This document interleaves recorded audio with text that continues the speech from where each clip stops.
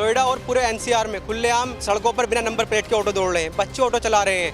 नोएडा में लूटपाट, मारपीट जैसी घटनाएं आम होती जा रही हैं, लेकिन जिसको देखकर लगता है कि नोएडा प्रशासन बिल्कुल भी गंभीर नहीं है। हमारे साथ मौजूद है लूटपाट के शिकार हुए अमन कुमार, इनसे बात करेंगे। सर, तुम्हारे साथ क्या हुआ था ऑटो में? ऑटो में सर मेरे साथ, मैं नोएडा सेक्टर 18 सर में ऑटो किया। उसके बाद सर मैं अशोक नगर जाके एक आदमी मिला, उसके बाद सर उसने मेरा छीन छान कर लिया। मतलब कट्टे सटा के सर में मतलब मारने की धमकी दी और सारा क्या सामान। हुआ था शुरुआत में? आप ऑटो में आप कैसे पहुंचे, कहाँ से बैठे, कैसे हुआ था बताइए। सर मैं मतलब अपने घर से छलेरे से सर मैं अपने घर के लिए मतलब गांव जाने के लिए निकला। उसके बाद मैं ई रिक्शा करके बोटनिकल गार्डन गया। बोटनिकल गार्डन जाने के बाद उसके बाद मैं मेट्रो पे चढ़ा, तो मेरे को मेट्रो में एक आदमी मिला। मतलब मेट्रो में वो बंदा मेरे से बातचीत फ्रेंक होकर बात करने लगा। उसके बाद सर मैं डाउट होने पर उसका फ़ोटो खींचा, उसका नंबर लिया और मैं अपने मेल पे भेज दिया। उसके बाद मेरे मेल पे वो कॉपी आया, मैंने किसी से दूसरे से निकलवा के। उसके बाद सर मैं मेट्रो से नीचे उतरा 18 सेक्टर। उसके बाद वो आदमी पहले उतर गया। उसके बाद सर मैं बैग था मेरे सामान में। उसके बाद मैं नीचे उतरा तो ऑटो वाले मेरे पास आया। उसने बोला क्या सर कहाँ जाओगे? उसने मैं बोला सर मैं तो आनंद विहार जाऊँगा गाँव जाने के लिए। फिर मैं ऑटो में बैठा, उसने 150 में बात की मेरे से।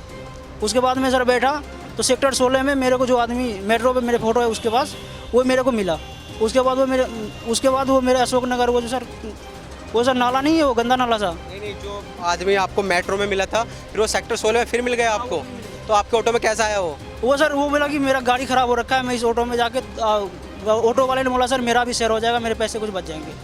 उसके बाद सर वो गंदा नहर के नीचे से रास्ता है, नहर वाला सर, वो अशोक नगर के नीचे से नहीं जाता, जो मेट्रो के नीचे से उसके सर वो अंदर जाने के बाद सुनसान के पास कट्टे सटाया।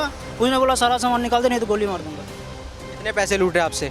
उसने सर 6,000 रुपये मेरे बैग में थे, पर्स में 700 या 800 रुपये थे मतलब खर्चे के लिए, और बैग में सारे सामान थे और मेरे कपड़े लत्ते सारे आईडी थे। करीब मिला के सर 25,000 का सामान था उसमें। जिस दौरान वो आपको लूट रहा था कट्टा दिखाकर, उस टाइम ऑटो वाला क्या कर रहा था? ऑटो वाला सर वो भाग गया, झाड़ी में छुप गया जान के, या I think no problem. Auto वाले ने बिठाया था उसे ऑटो में? हाँ। उसके बाद क्या किया आपने? उसके बाद सर मैं 1 घंटे के लिए बेहोश सा हो गया। मतलब मेरे मुंह से आवाज़ ना निकल रही थी, मैं डर गया था, मतलब सहमा सा 1 घंटे तक। उसके बाद सर मेरे को होश आया। उसके बाद मैं किसी आदमी से पूछा सर ये अशोक नगर थाना कहाँ लगता है? उसने बोला मयूर विहार सेक्टर 6 फेस 1 में लगता है, ऐसे ही कुछ बोला। तो मैं सेक्टर वहाँ पे गया, तो वहाँ पे सर मेरा कंप्लेन नहीं लिखा। बोला बेटा ये अशोक नगर का है, अशोक नगर में जाकर कंप्लेन लिखाओ। तो फिर मैं सर अशोक नगर गया। अशोक नगर जाने के बाद सर 2 घंटे मेरे को थानेदार ने बैठा के रखा। उसके बाद कंप्लेन भी नहीं लिखा। उसने बोला साइबर कैम्प में जाओ, तो उसमें फिर सिर्फ बाहर निकला तो कोई एक नॉर्मल सा आदमी मिला, मैं अपनी कहानी बताया, उसने मेरे को 300 रुपये दिए। फिर मैं करीब 2-3 घंटे साइबर कैम्प ढूंढता रहा। उसके बाद साइबर कैम्प गया, उसके बाद कंप्लेन लिखा, मतलब कंप्लेन ऑनलाइन की।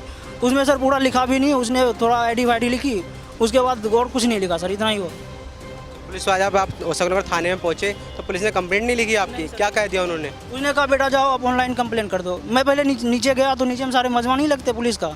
उसने बोला आप जाओ जहाँ पे जांच वाच नहीं होता उसके जांच करने के लिए जाओ ऊपर में। वहीं पे मेरे को बैठा के रखा, चाय भी पिलाई मेरे को। उसके बाद सर मीटिंग खत्म हुई। उसने बोला सर मैं आपका कंप्लेन नहीं लिखूंगा, आप जाओ थाने में, मतलब साइबर कैम्प में जाके कंप्लेन लिखो। साइबर कैम्प वाले भी थोड़े लिखे। उसके बाद सर 1-2-3 घंटे करीब 6-7 बजे मैं घर पहुँचा अपने।